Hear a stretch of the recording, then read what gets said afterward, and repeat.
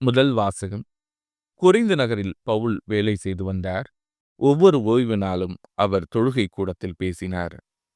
திருத்தூதர் பணிகள் நூலிலிருந்து வாசகம். அதிகாரம் 18 இறைவசனங்கள் 1 முதல் 8 முடிய. அந்நாள்களில் பவுல் ஏதென்ஸை விட்டு கொரிந்து போய் சேர்ந்தார். அங்கே போந்து பகுதியில் பிறந்த அக்கிலா என்னும் பெயருடைய ஒரு யூதரையும் அவர் மனைவி பிரிஸ்கில்லாவையும் கண்டு அவர்களிடம் சென்றார். அவர்கள் யூதர் அனைவரும் ரோமை நகரத்தை விட்டு வெளியேற வேண்டும் என்ற கிழபுத்தியு பேரரசருடைய கட்டளைக்கு இணங்கி இத்தாலிய நாட்டை விட்டு அண்மையில் அங்கு வந்திருந்தார்கள். கூடாரம் செய்வது அவர்களது தொழில். தாமும் அதே தொழிலை செய்பவராதலால் பவுல் அவர்களிடம் தங்கி வேலை செய்து வந்தார். ஒவ்வொரு ஓய்வு நாளும் அவர் தொழுகை கூடத்தில் யூதரிடமும் கிரேக்கரிடமும் பேசி அவர்கள் நம்பிக்கை கொள்ளச் செய்தார். சீலாவும் திமோத்தேயுவும் மாசிதோனியாவிலிருந்து வந்தபோது பவுல் இறைவாக்கை அறிவிப்பதில் ஆர்வத்தோடு ஈடுபட்டிருந்தார். இயேசுவே மெசியா என்று யூதரிடம் சான்று பகர்ந்து வந்தார். அவர்கள் அதனை எதிர்த்து பழித்துரைத்த போது அவர் தமது மேலுடையில் இருந்த தூசியை உதறி, உங்கள் அழிவுக்கு நீங்களே பொறுப்பு, நான் அல்ல. இனிமேல் நான் பிற இனத்தாரிடம் செல்கிறேன் என்று கூறினார். அவ்விடத்தை விட்டுவிட்டு கடவுளை வழிபடும் தீத்துயஸ்து என்னும் பெயருடைய ஒருவரின் வீட்டுக்கு போனார். அவரது வீடு தொழுகை கூடத்தை அடுத்து இருந்தது. தொழுகை கூட தலைவரான கிறிஸ்பு என்பவர் தம் வீட்டார் அனைவரோடும் ஆண்டவிடம் நம்பிக்கை கொண்டார். கொரிந்தியருள் பலரும் பவுல் கூறியவற்றை கேட்டு நம்பிக்கை கொண்டு திருமுழுக்கு பெற்றனர். இது ஆண்டவரின் அருள்வாக்கு. இறைவா உமக்கு நன்றி. பதிலுரை பாடல். பிற இனத்தார் முன் ஆண்டவர் தம் நீதியை வெளிப்படுத்தினார். ஆண்டவருக்கு புதியதொரு பாடல் பாடுங்கள், ஏனெனில் அவர் வியத்தகு செயல்கள் புரிந்துள்ளார்.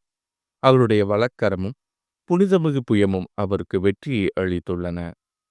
பிற இனத்தார் முன் ஆண்டவர் தம் நீதியை வெளிப்படுத்தினார். ஆண்டவர் தம் மீட்பை அறிவித்தார். பிற இனத்தார் கண்முன்னே தம் நீதியை வெளிப்படுத்தினார்.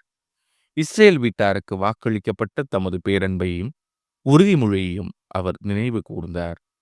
பிற இனத்தார் முன் ஆண்டவர் தம் நீதியை வெளிப்படுத்தினார். உலகெங்கும் உள்ள அனைவரும் நம் கடவுள் அருளிய விடுதலையை கண்டனர்.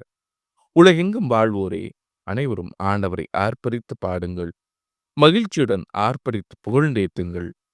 பிற இனத்தார் முன் ஆண்டவர் தம் நீதியை வெளிப்படுத்தினார். நற்செய்தி வாசகம்.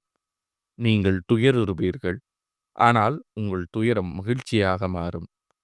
யோவான் எழுதிய தூய நற்செய்தியிலிருந்து வாசகம். அதிகாரம் 16 இறைவசனங்கள் 16 முதல் 20 முடிய. அக்காலத்தில் இயேசு தம் சீடரிடம், இன்னும் சிறிது காலத்தில் நீங்கள் என்னை காண மாட்டீர்கள், மீண்டும் சிறிது காலத்தில் என்னை காண்பீர்கள் என்றார். அப்போது அவருடைய சீடருள் சிலர், இன்னும் சிறிது காலத்தில் நீங்கள் என்னை காண மாட்டீர்கள், மீண்டும் சிறிது காலத்தில் என்னை காண்பீர்கள் என்றும், நான் தந்தையிடம் செல்கிறேன் என்றும் சொல்லுவதன் பொருள் என்ன என்று தங்களுக்கிடையே பேசிக்கொண்டனர். இந்த சிறிது காலம் என்பது என்ன?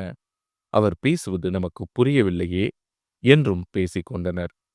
அவர்கள் தம்மிடம் கேள்வி கேட்க விரும்புவதை அறிந்த இயேசு அவர்களிடம் கூறியது, இன்னும் சிறிது காலத்தில் நீங்கள் என்னை காண மாட்டீர்கள், மீண்டும் சிறிது காலத்தில் என்னை காண்பீர்கள் என்று நான் சொன்னதை பற்றி உங்களுடைய சிந்தித்துக் கொண்டிருக்கிறீர்கள்.